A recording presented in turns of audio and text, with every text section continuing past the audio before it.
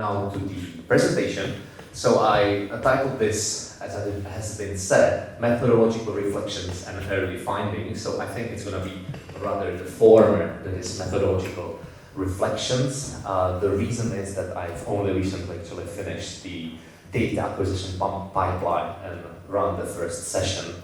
And I would like to cover 5 methodological challenges that I've been dealing with in the recent month. But just to give you a little bit of context for those who don't know my project yet, or this is like a part of my ever-growing project that I started in 2013 with the community of Slovak Romani musicians, and in that time I was focusing mainly on the musical enculturation of Roma, arguing against the famous myth that Roma are inborn musicians, they have music in their blood, and I thought maybe it's another way to look at it, and especially from the perspective how they grow into their music culture.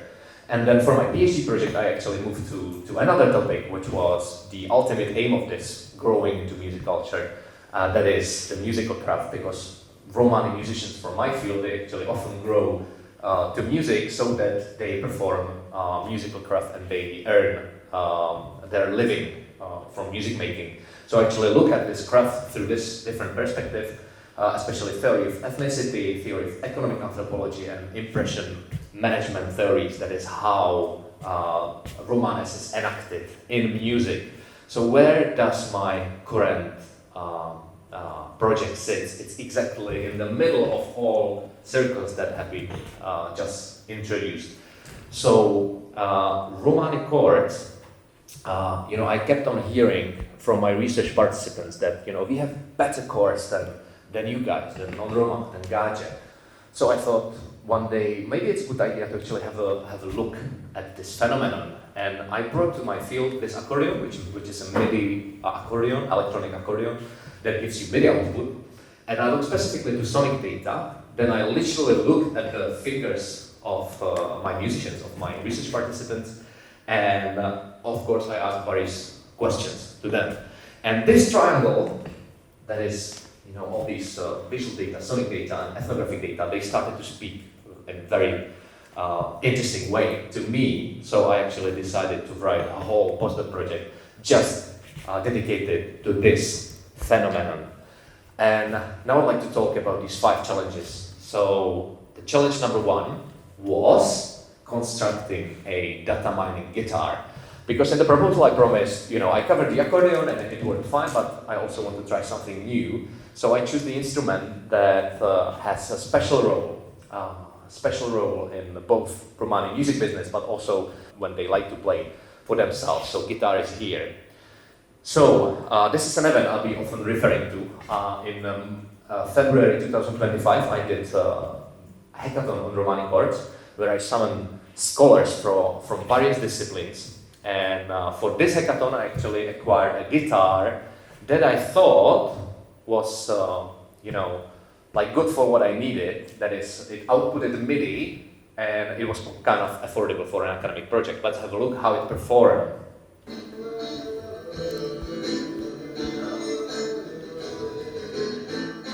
This is the music data, the sonic data in the form of MIDI.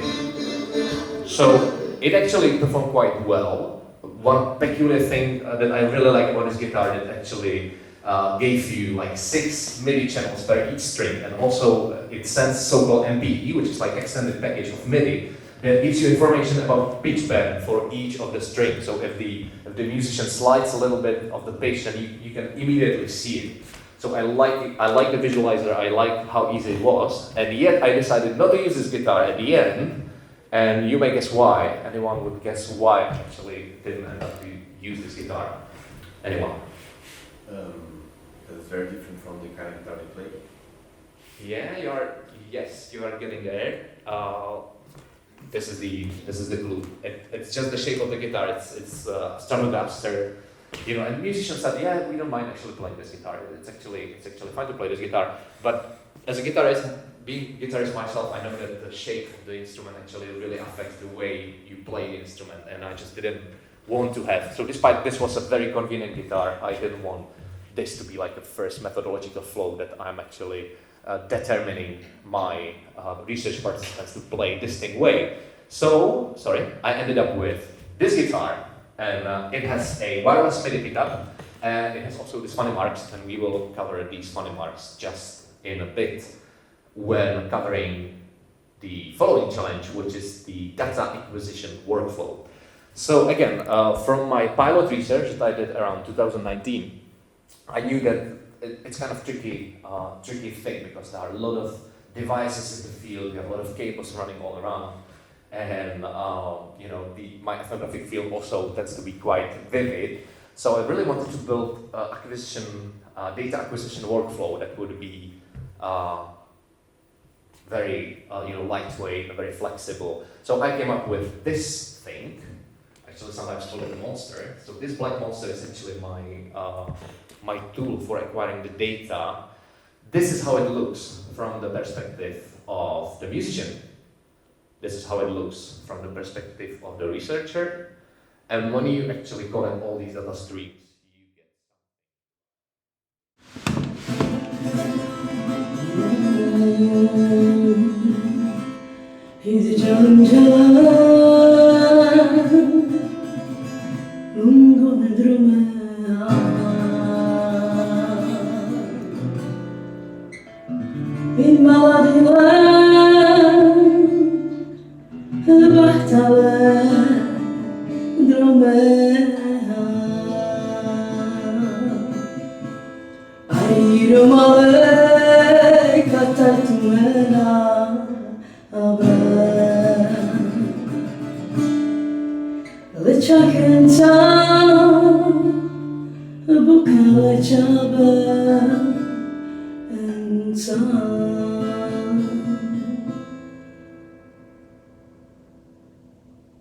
Myslím si, že tady tu písničku znají Romové po celém světě. Je taková česká, romská hymna. Super, krásný. Mně se tam, že tady to bude hodně o akordech, tak já se tě možná budu ptát. Mně se líbilo, jak jsi tam mezi tím D-moll, tak potom tam hraješ takový speciální. A to je akord, který já jsem si všimnul, že ty hraješ, jak jsi dělal to video pro Juli, tak potom jste se taky bavili. Já možná vím, jaký. Zkus ho zahrát schválně. Ale jak to hraju odsaď, jo? Ano, a tam nějak tohle. Tak myslíš? Ne. Tenhle. No, tenhle, to je super. Co to je za akord? No to já ani nevím. A naučil tě ho někdo? Má to nějaký příběh, tady ten akord? To prostě já jsem takhle, jako když jsem si hrál a mě nikdo akordy nikdy naučil. Já jsem samouk. Proto já vlastně nejsem nějaká extra kytaristka nebo nějaká profesionálka. Já jsem taková, že si hraju ráda sama pro sebe a když někam jdu, tak hraju to, co vlastně zvládnu, že? No a tak když jsem si takhle hrála prostě, tak mě pak napadlo, že si udělám tohle a že si tomu přidám ještě ten maličký takhle. Krásný. So anyone recognize the song? This was Jalan Jalan, Romani anthem, international anthem. And just to make a really short analytical footnote about the chord that we discussed, so this was the D diminished 7th chord, can be seen as rooted on D. What makes the sound very peculiar is the E running on both the higher string and the lower string, which gives this, even greater tension than the diminished chord itself. I think at the end of this project there'll be like a thick book on Romani chords, and I think diminished chords will be a very thick chapter because it's a very important part of the Romani sound. But let's get back to the workflow. So there are things that I think work really well. It's the monster is pretty flexible, so if you need to adjust the frame, you can just move these gooseneck. It's very lightweight. There are no cables between the instrument and the researcher. It all runs from battery, so I don't need to take care of running out of battery. It's well operable in one person. And also there are like 5 data streams coming from this. So there's this MIDI, there are 2 video cameras, and there are also 2 audio. And this is another thing that I will cover later. And there's video from the interview mic, like a stereo mic, one coming to the interviewee, the other from the interviewer. But then I also have just isolated piezo pickup just from the guitar, also like pick up wirelessly, so I have just pure guitar sound without the interview or sync being recorded. So there are things that don't work so well. So one thing is I was really struggling to find the right frame rate because these cameras that I actually own, they can run up to 120 frames per second, but then the data get really massive and the cameras get really hot, and moreover, because previously in my research and filmmaking activities, I was always using 25 frames per second, which gives you like 40 millisecond window, which is for like musical analysis more than plenty. But then I realized, well, maybe it's time to upgrade slightly, so I actually use the 30 frame per second, and it turns out to be a nightmare for synchronizing the media, because for some reason it's not really 30 frames per second, but 29.97. So this is something I'm really struggling, and I'm thinking whether to go back actually to 25 frames per second, whether this 40 millisecond window is good enough for my analysis. Another thing that doesn't really work is the preparation. So my idea for this project was that I would just carry this backpack with my equipment and just go to any household and I say, hey, I'm an anthropologist, I will make an interview with you, do you mind? Yeah, of course, just unpack your thing and do the interview. But I realized that I have like 80 rows checklist to run this experiment smoothly, or not the experiment, to run the interview smoothly. And it takes about 90 minutes to actually get it ready. And you don't just go somewhere to somebody who you barely know and just telling, hey, no, just don't talk to me for 90 minutes, I'll set up my things, but just don't talk to me, I really need to concentrate, and then do the interview. It just doesn't make sense. So this is, again, something I'm struggling with, and something I will need to find some solution for. But let's move to the challenge number 3, which is motion data. So this is, again, something I promised in the research proposal, that not only I look, this part, because this part I already know how to take. This is like what you can get from the MIDI. So at any given moment, the instrument is playing this particular note. But what I also wanted to add is this column, that is, could we actually get the information about what finger plays what? That is, where the finger is positioned on a fretboard when it comes to guitar, or the keyboard when it comes to accordion. And I thought this would be pretty easy in 2025/2026.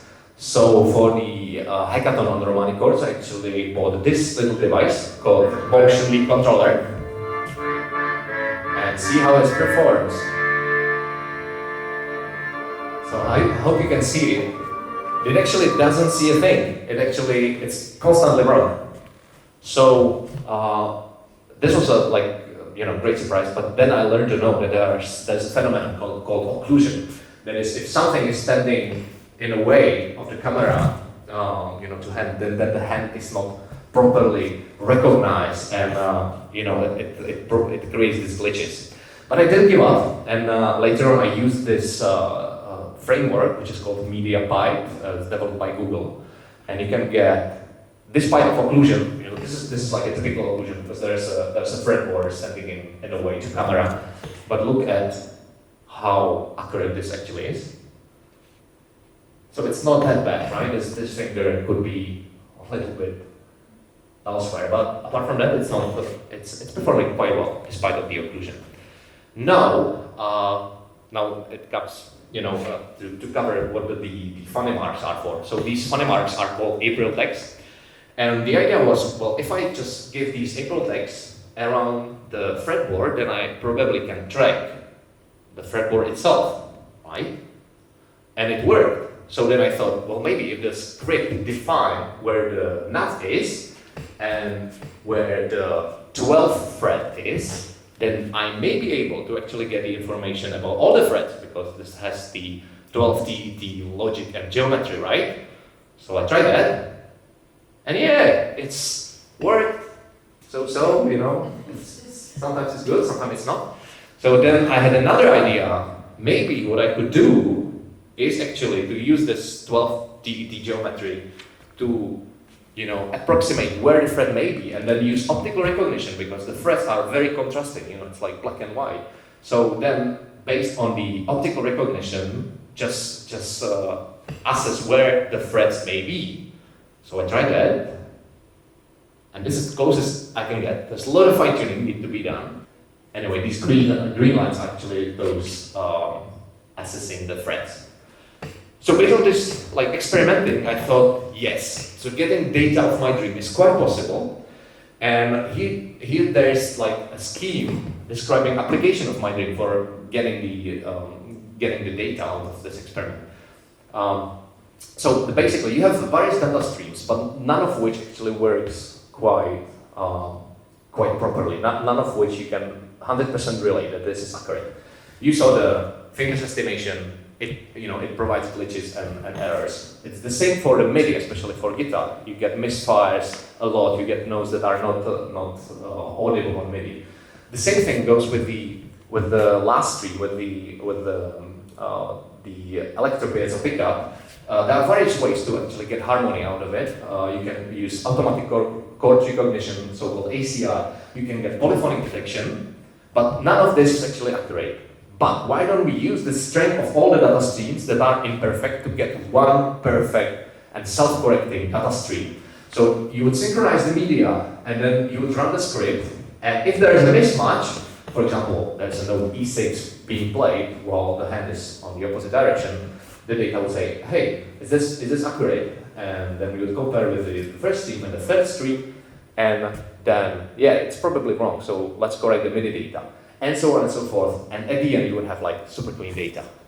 That would be lovely, wouldn't it? But when I actually realized how much time I would need to dedicate to this project, I realized that this is something that is probably for a later project, and also probably for someone else, because I'm not a computer scientist, and I think this is more of a project for a computer scientist. So anyway, this was the challenge number 3, and I promise the other 2 challenges will be very brief. So another challenge I'm tackling at the moment is a challenge of annotation. I haven't started with annotations yet.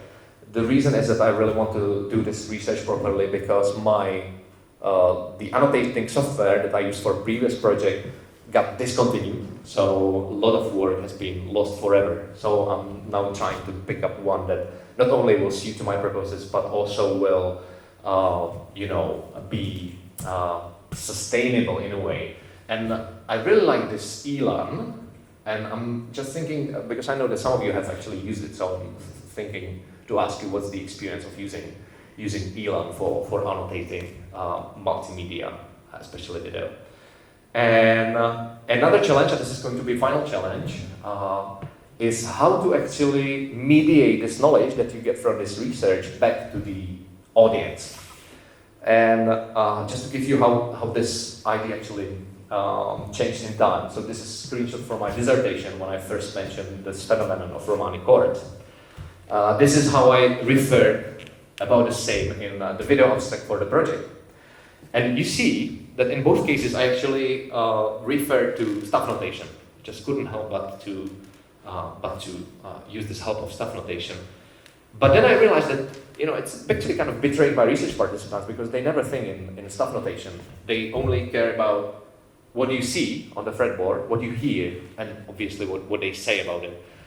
So in that sense, I'm thinking, because previously in the age when we produce some paper stuff, so to speak, we ethnomusicologists / music analysts, that is, we mainly produce knowledge that is only printable on paper. I think staff notation was really cool to get this kind of middle language so that we can mediate some knowledge in a language that everyone can speak of.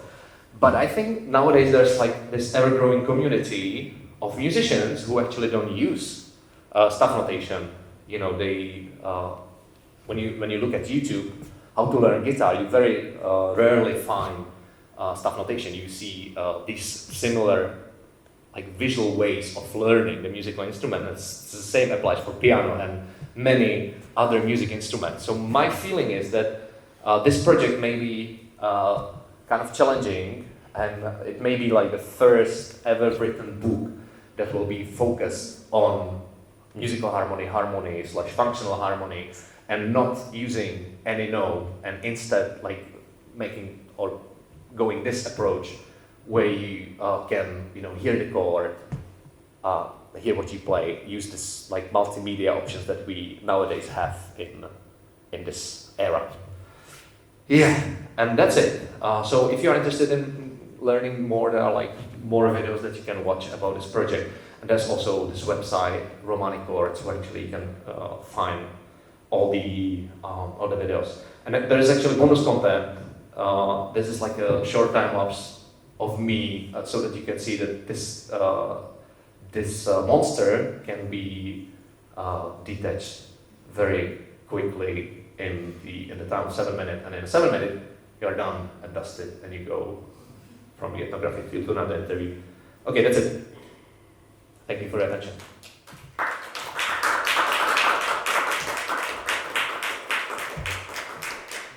Thank you so much for fascinating presentation and very interesting project actually. And the stage is open for questions. I have two types of questions. Okay. One is technical. Do you use preamp or impedance converter for the piezo? This is the one. The second one is, how do musicians feel about all this monster, how do you call it, in front of them? Yeah, great questions. Will I wait for the mic or what? I think that the all listeners also, we can actually switch to work with our microphone if everyone's fine. Okay. So the piezo preamp. So there is the 9-volt battery in the guitar itself. So it gives a little preamp, and I only put it into like a line input to my Zoom recorder, which is then connected as an external sound card to my laptop. So it could probably be a better sound if the Electro-piezo pickup is better, but I think for what I need, it's actually quite fine. And I was actually happy how it sounded. I have to say it was a cheap guitar that I bought, so I assume this is going to be very cheap sound from the Electro-piezo pickup. You could have heard actually unprocessed sound totally, and I think if you do a little bit of processing, you can get actually nice sound out of it, especially for what I need. I don't need like any studio reproduction. I just need this for analysis purposes. And how do musicians feel? Yes, I was really afraid how they would feel, but just based on the first session that I had, I think it went very smoothly. It actually, there is this, I can actually show you the slide.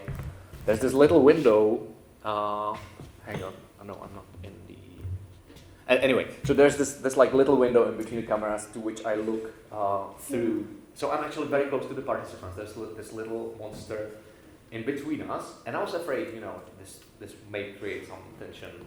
But the first interview, it was just like matter of 1 minute, and then you just get used to that there are like a bunch of wires in between two people, but it didn't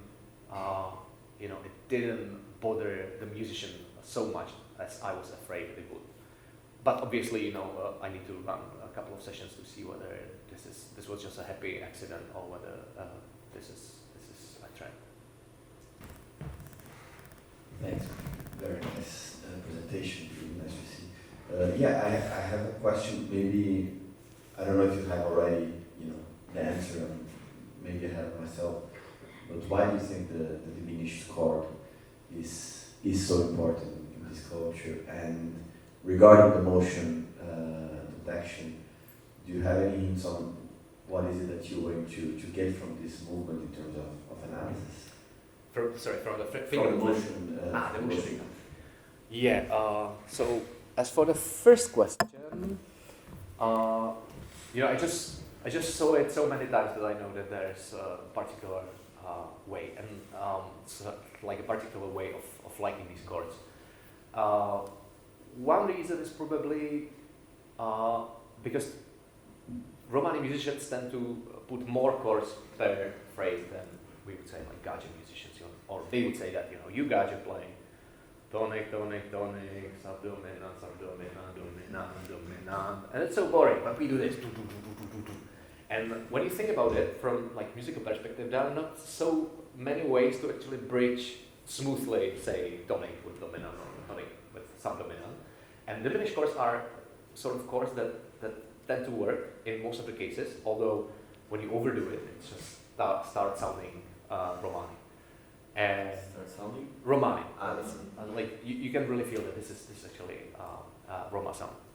And yeah, so I need to do, gather a little bit of data, but I have it on my recording, and also when you listen to Romani music on YouTube, for instance, you get very quickly that diminished chords are really like the core for this music culture. And for the second question, actually I had a couple of slides that I then removed because I was afraid I wouldn't fit into this time frame about what you can do with the motion data. I really think that you can learn a lot about how the music instrument is being played when you get the motion data.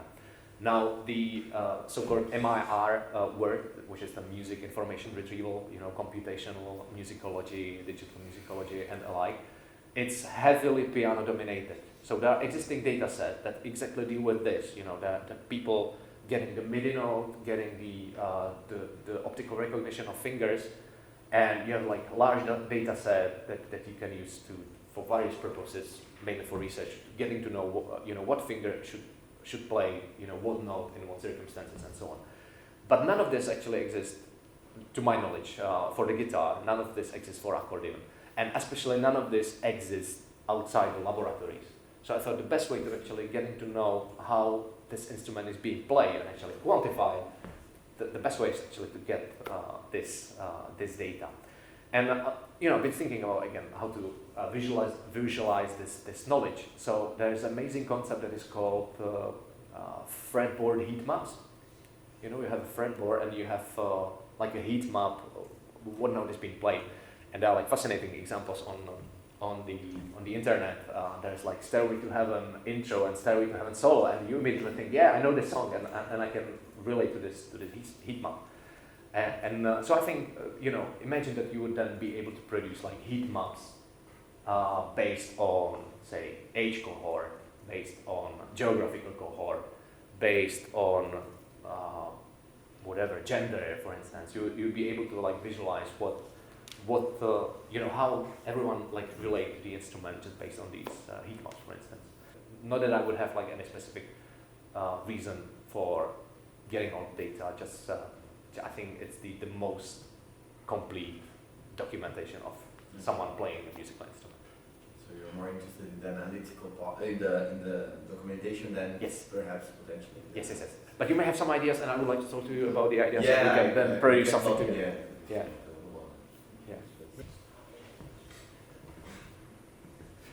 Great. Thank you for that presentation, Jose. I love this project. I have two questions. So one of them is about the capture of the finger positions earlier on in the video. So I noticed that there was that it was occasionally capturing an unplayed note like higher up the fretboard, and I wondered if that's something that you've been able to kind of like eliminate those issues, and also like how. And then regarding the annotation, I was wondering if you've considered using annotation for transparent inquiry. So like For sure, what? Annotation for transparent inquiry. So it's like communities online can annotate a public kind of piece of media. So there's software for this like hypothesis.io, for example, that you can use. But I wondered if that was a consideration. You'd be brave enough to make it like a kind of almost citizen science kind of project. Yeah, nice question. So for the first one, yes, this MIDI pickup produces a lot of misfires. That is, occasionally just like gives you know that it's not being played at all, and other way around. There are ways to like fine tune it. At the same time, you can post process this quite correctly because there are like these misfires have like specific quality. For example, they are very short, and you know that the notes being played on guitar are never so short. So you can like find various Python script that then remove these very short notes from the media. Or Logic actually that I use has a very clever function which is called MIDI transform. So you can just select your criteria and say, for example, delete all MIDI events that are shorter than this amount of millisecond, and you get immediately all clean. For a fact, you know, if it misses note, then it's really hard to actually get this back, and that's why I actually propose this multimodal workflow. I think this is the only way to get around this, to have more sources and have some matching script that will go through all of these aspects. And still, there will need to be a researcher, and if there's like significant mismatch, then the script is not allowed or not able to sort, then the researcher comes, look, what's happening on the screen, okay, this is wrong, this is wrong, this is this, and corrects this properly. And the other concept I didn't know, so I will need to ask you what this is about, but it sounds very interesting. Happy to learn how it works actually. It sounds fun. Thanks very much. So, sorry. So we have the last question from the room, and then we have an online question, and then we have to finish. We'll start the second session. Okay, yeah. Thanks. That was really impressive. And I've got a question which maybe is not really related to what you were talking about, but in your research so far, have you found that there's a difference in how different instrumentalists, so for example, is there a difference in how accordion players harmonize, and is there a difference between guitar players? Are some of the kind of harmonic choices and are some of the same progressions that people make, are these dependent on what the instrument affords the player? You mean like different types of instrument, different types of accordion? Yeah. Yeah, that's Well, different types. So I'm just reflecting from my studies in this area, which was a long time ago. But a lot of the time, the choices that musicians make in terms of the harmonic, particularly in terms of the progressions, are related to the physics or to the interaction, to the ergonomics of the instrument. Maybe I'm not doing that very well. Well, that's so true. Yeah. I know what you're referring about. It's actually a fair point, and it was a limitation that I needed to admit for the accordion part, because I only own the little Roland FR1X, which is it's a little 72 bass and this big. So the accordion players that I used to play like with I don't know how many octaves they actually have. I never found anyone struggling though, to be fair, because everyone from my field actually can adapt very easily to very like short instrument, and then maybe they get into the melody, and then actually there's this last note missing that I really hoped it would be there because they close their eyes but apart from that they adapt really quickly. But this is definitely like a limitation. The most ideal would be, because the Roland FX has various size of this accordion, and they have 120 like full accordion. So it would be nice to have both, and just guys, you decide which one to pick up. But unfortunately, have some budget limitation, and also I cannot carry all the instruments that I could possibly own. But it's a good point actually to reflect on this. That there's especially when it comes to accordion, there is limitation. Thank you. Do you want to unmute yourself and ask your question, please? Yes, I had a question concerning the D diminished 7 over E. Yeah. Could you please, as that chord is equivalent to E7 flat 9, could you share how you went with one interpretation of it versus the other? Yeah, actually, that's a good question. As you know, as we all probably know, like diminished chords, there are various ways how to spell them. At least like 4 like routes that you could possibly think of. And this website, I was actually sharing screen from, actually also offered me this interpretation. The other interpretation was like B natural diminished, which was also like fitting within the rest of the chords. So I just chose this one to show, this. I think is the easiest way. But it's a fair point. There are various ways how you can interpret this chord. And like I said, I didn't get so much into the analysis. But you may tell me what you think about this. I'll be curious to know actually from your perspective as a musician and guitarist. Matthew. I only enjoy the guitar. I don't play it really, but I made the same notation. I would have immediately thought of it as E7 with a flat 9 as well. Uh-huh. The other reason I would have thought of it in that way was that if you see the way the guitar player explained the chord, they actually played the seventh chord first, and then they moved their finger away from that. So it kind of suggested to me that it was a modified E.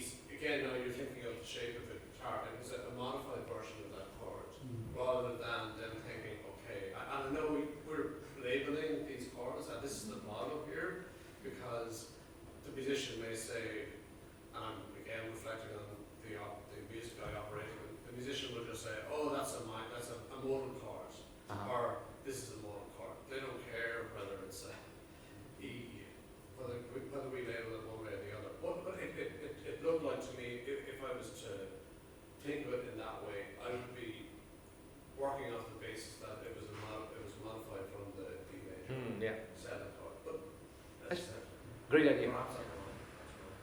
Yeah. Yeah, thanks for the input. I think that was a good point. And there's one funny thing about like music theory in general, that there are various ways to explain this or interpret it. And for Romani musicians, they just don't care. They just, we actually come up with this chord this way. And one of the challenge of this project is how to sort of marry their perspective with the perspective of Western theory, and not just like to, these guys play this, but they don't understand it because I'm a trained music theorist, and they should interpret it like this. It's about whether also Western theory can learn something from Romani musicians. I think that's one of the ultimate challenges of the project. Okay, thank you so much. Yeah, for thank you. Fascinating presentation.